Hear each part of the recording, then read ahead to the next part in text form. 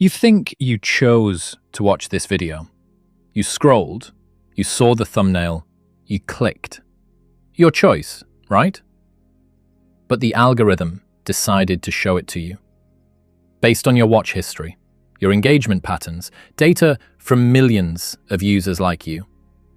You think you chose what to eat today, but you chose from options the grocery store stocked, influenced by ads you've seen, cravings shaped by childhood, brain chemistry you don't control. You think you chose your opinions, but you were born into a family, a culture, a time period. Your neurons fired based on inputs you didn't select. So here's the question. Are you actually free? Or is freedom the most beautiful lie we tell ourselves? For thousands of years, humans have fought for freedom, died for it, built nations around it. Freedom is the word that starts revolutions and ends tyrannies. But we've never agreed on what it actually means. Freedom from what? Freedom to do what? And who's actually free? The answer keeps changing. And right now, we might be living through the greatest crisis of freedom in human history. Not because we have less of it, but because we have more, and we're drowning in it. Let's find out what freedom actually is, and whether you have it. Athens, 500 BCE. The birthplace of democracy, and a very specific idea of freedom.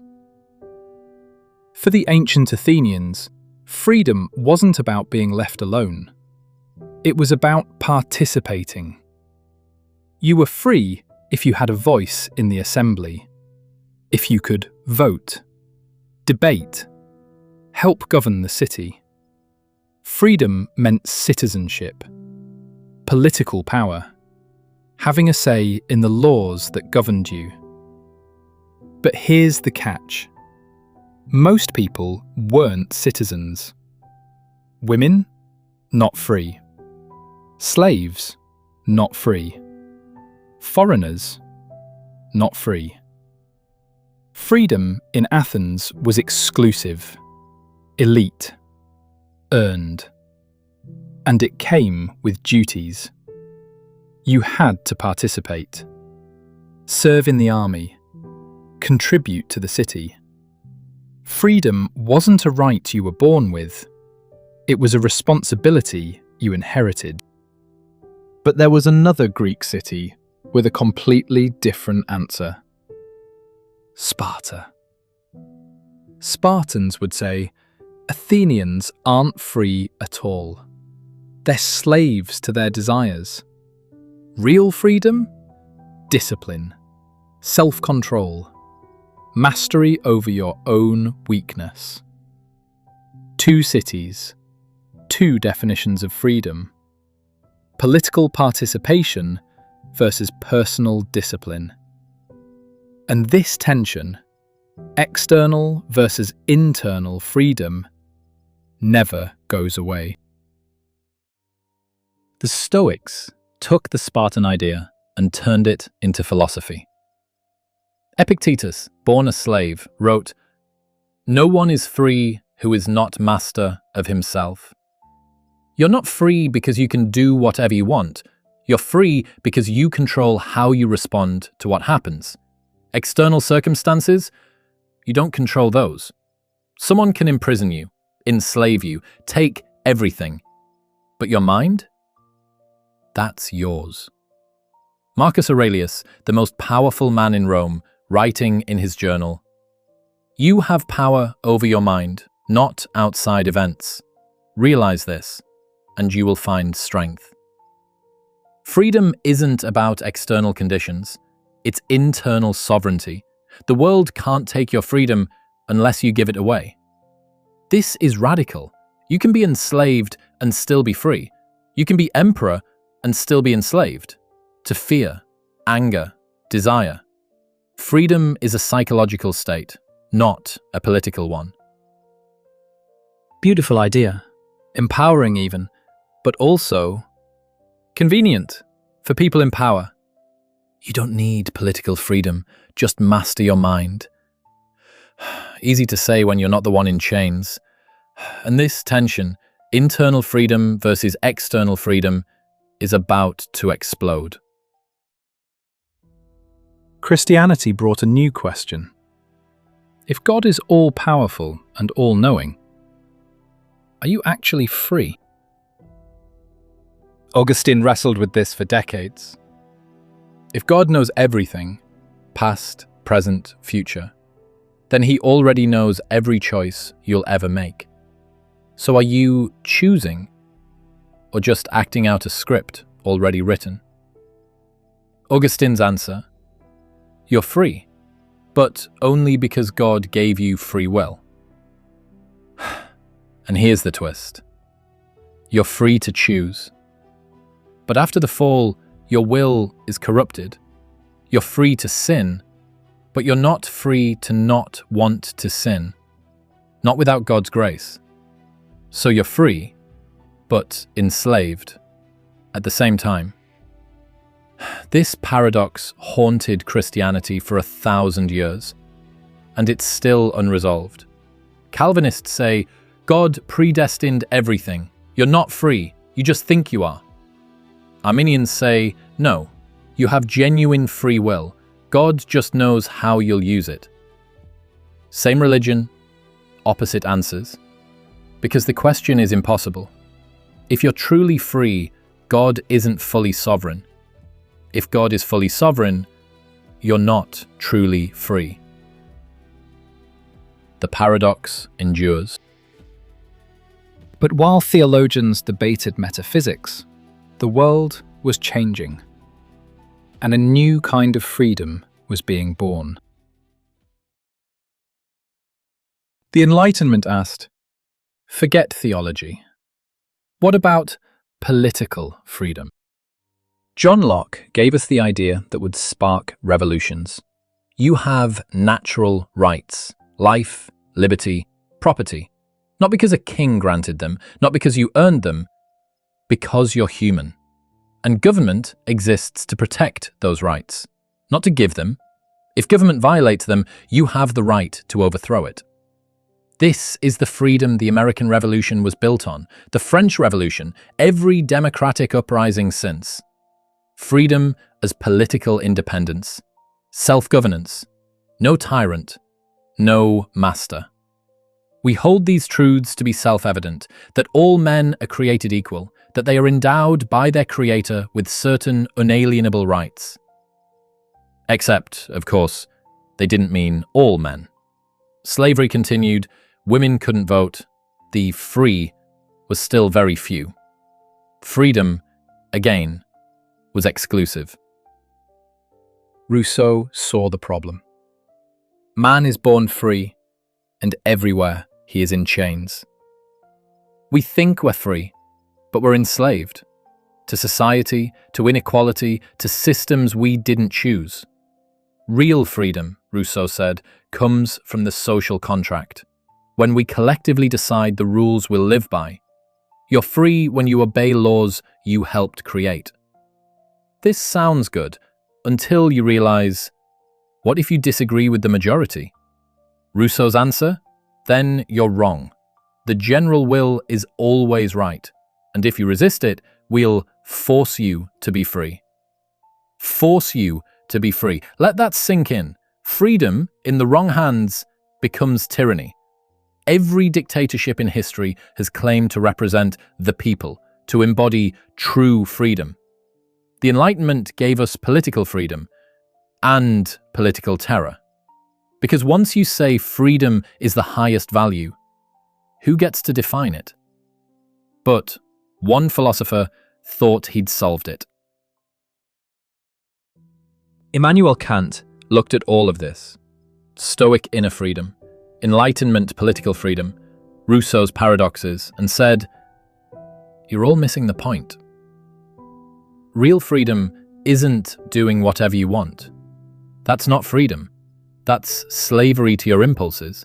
And it's not just following external laws either, even if you voted for them.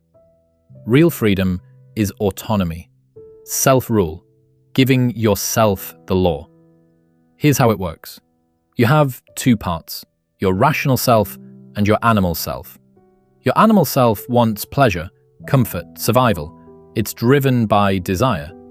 Your rational self can step back and ask, should I do what I desire, or should I do what's right? When you act on desire, even if you get what you want, you're not free. You're being controlled by impulse, by external circumstances, by your biology. But when you act according to reason, according to moral law that you've rationally endorsed, that's freedom. Because you're not being controlled by anything outside yourself. Not desire, not authority, not circumstance. You're governing yourself according to principles you've rationally chosen. Kant calls this the categorical imperative. Act only according to rules you could will to be universal laws. Not what do I want, but what should any rational being do in this situation? When you do that, you're free, because you're acting from reason, not impulse, from autonomy, not heteronomy. You're the author of the law you follow. This is beautiful and influential. Kant basically invented the modern idea of human dignity, that you can't use people as mere means because they're autonomous, rational agents. But here's the problem. How often are you actually reasoning from pure rationality? Most of your choices are driven by emotion, habit, unconscious bias, social pressure, biological drives. Kant's autonomous rational self might be real, but it's fragile, and it's about to face its biggest threat. The 20th century. 2 world wars. The death of God. Traditional values collapsing, and philosophers asking, if there's no cosmic order, no divine plan, no predetermined essence, are we actually free? Or are we just nothing? Jean-Paul Sartre said, there is no God, no cosmic purpose, no predetermined essence. You exist first, then you create what you are. Existence precedes essence. You're not here to fulfill a divine plan. There is no plan. You're radically free. And that freedom is terrifying. Because it means you have to decide what matters, what to live for, who to become. You're condemned to be free. You can't escape it. Even choosing not to choose is a choice. Even refusing to choose a career is a choice. Staying in a relationship is a choice. Obeying authority is a choice. You're always choosing, even when it feels like you're not. Sartre's radical claim, freedom isn't comfortable, it's crushing, because you're responsible for everything.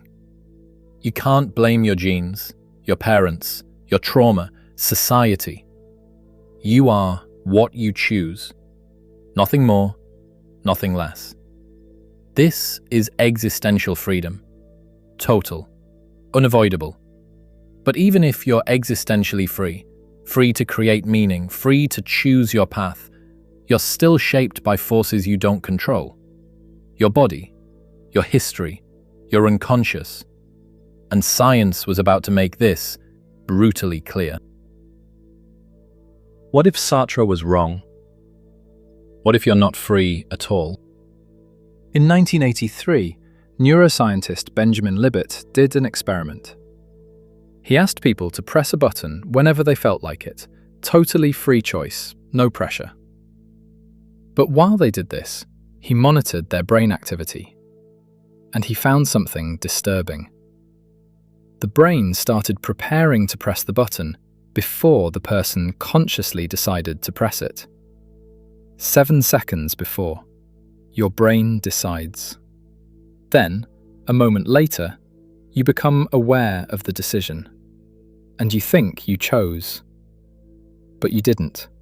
Your brain did, and then it told you about it. You're not the author of your choices, you're the narrator, telling yourself a story about decisions that already happened. Free will, Libet suggested, might be an illusion. But the interpretation is controversial. Some philosophers argue consciousness still has a veto, the ability to stop actions before they happen. The debate is still open. But if what Libet suggested is true, then everything collapses. Morality, responsibility, justice, meaning. If you're not free, you're not responsible. If you're not responsible, punishment is just cruelty. If choices are illusions, nothing matters. Sartre's radical freedom? Maybe just a comforting story we tell ourselves. Kant's rational autonomy? Maybe neurons firing in patterns we don't control. The Stoics' inner sovereignty? Maybe just biochemistry. But wait, it gets worse. Because it's not just your brain, it's everything. You didn't choose your genes, your parents, your childhood, your brain chemistry, your culture, your language, your time period, every input that shaped you. You didn't choose. So how can you claim your outputs are free? Determinism says you're a biological machine, responding to stimuli, following patterns, no different from a billiard ball on a table. Predictable, mechanical, unfree. And the evidence keeps piling up. Neuroscience, genetics, psychology, sociology, all pointing to the same conclusion. You think you're free, but you're not. You're a puppet, and the strings are biology, chemistry, and environment. Every philosopher before, from the Stoics to Kant to Sartre, might have been describing an illusion. A beautiful, necessary illusion, but an illusion nonetheless. And if neuroscience wasn't enough, the modern world has a whole new way of taking your freedom. Which brings us to now. Welcome to the 21st century, where freedom is everywhere and nowhere. You have more choices than any human in history. Infinite products, infinite content, infinite identities, infinite paths. Choose your career, your gender, your beliefs, your tribe, your truth. Freedom, right? Except the algorithm chooses what you see, based on what you've clicked before, what people like you have clicked, what keeps you engaged. You think you're exploring freely, but you're in a tunnel, personalized, optimized, designed to feel like freedom while guiding you exactly where they want. Your feed is curated, your recommendations are calculated, your discoveries are predicted. You're not choosing freely, you're choosing from a menu someone else wrote. But the algorithm doesn't control you completely. It responds to you. Every click trains it, which means, slowly, you shape the system that's shaping you. And it gets worse. Economic freedom. You're free to choose your job, except you need money for rent, food, healthcare. So you take what's available, which is determined by the market, which is controlled by forces you don't control. You're free to quit, but you're not free from the system. You're free to buy, but you're not free from needing. Capitalism promises freedom through choice, but choice isn't freedom if all the options are bad. You're free to choose your chains. Political freedom. You can vote, speak, protest. Unless you're in the wrong country, the wrong tax bracket, the wrong demographic. Even in democracies, money controls politics. Lobbyists write laws. Corporations shape policy. You have the freedom to vote, but do you have the freedom to matter? And then there's the paradox of choice. Too many options doesn't increase freedom, it paralyzes it. Which career, which city, which partner, which identity? You're free to choose, but you're not free from the anxiety of choosing. And because you could have chosen differently, you're never sure you chose right. Infinite freedom becomes infinite regret. So, are you free? Politically, depends on where you were born. Economically, depends on your wealth. Psychologically, depends on your brain chemistry, trauma, conditioning. Metaphysically, neuroscience says maybe not. Digitally, the algorithm's deciding for you. Freedom, it turns out, is complicated. Every era uncovered part of the truth, but none uncovered the whole thing. Athens showed that freedom requires participation. The Stoics showed that freedom lives inside you. The Enlightenment made freedom political. Kant made it moral. Sartre made it inescapable. And science made it uncertain. Because the deeper we looked, the more freedom seemed to disappear. Your brain decides before you know. Your genes shape your tendencies. Your environment shapes your beliefs. Your culture shapes your values. Your algorithms shape your choices. You are shaped by forces you did not choose. And yet, there is something strange about you. You don't just act, you evaluate your actions. You don't just want, you ask whether you should want. You don't just choose, you question your choices. You experience obligation, responsibility, justice. You recognize the difference between right and wrong, not as a rule imposed from outside, but as something that makes a claim on you from within.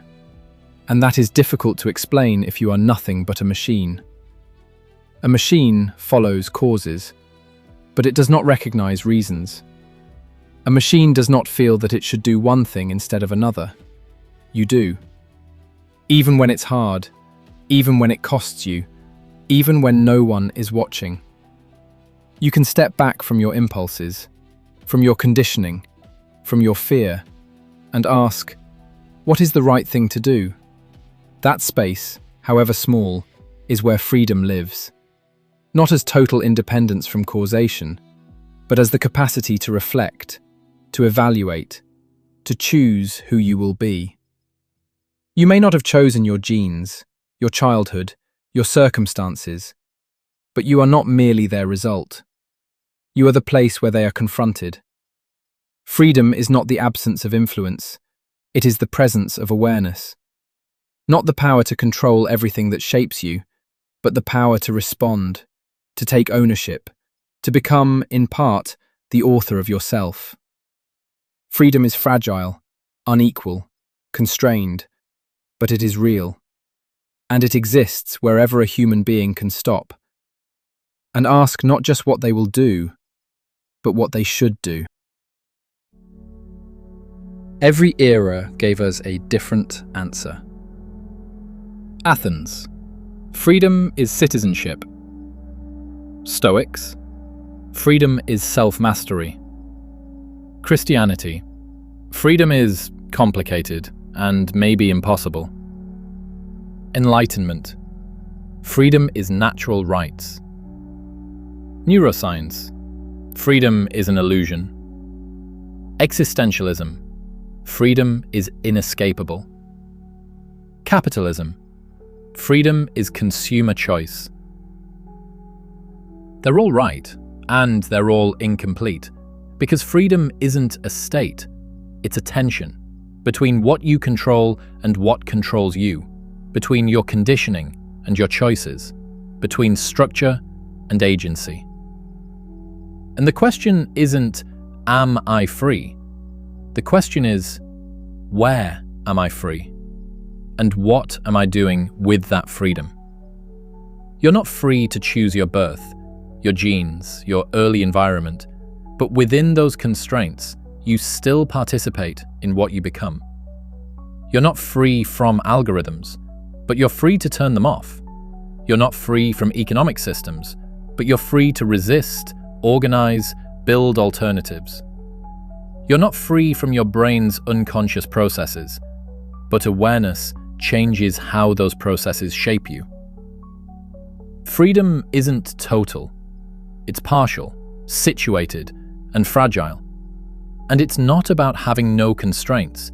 It's about choosing your constraints. You're not free if you can do anything. You're free when you can choose what to commit to, what to sacrifice for, what boundaries to accept. The Stoics were half right. You have a space of sovereignty, small but real. The existentialists were half right. You're condemned to choose, like it or not. The revolutionaries were half right. External conditions matter. Fight for them. So stop asking, am I free?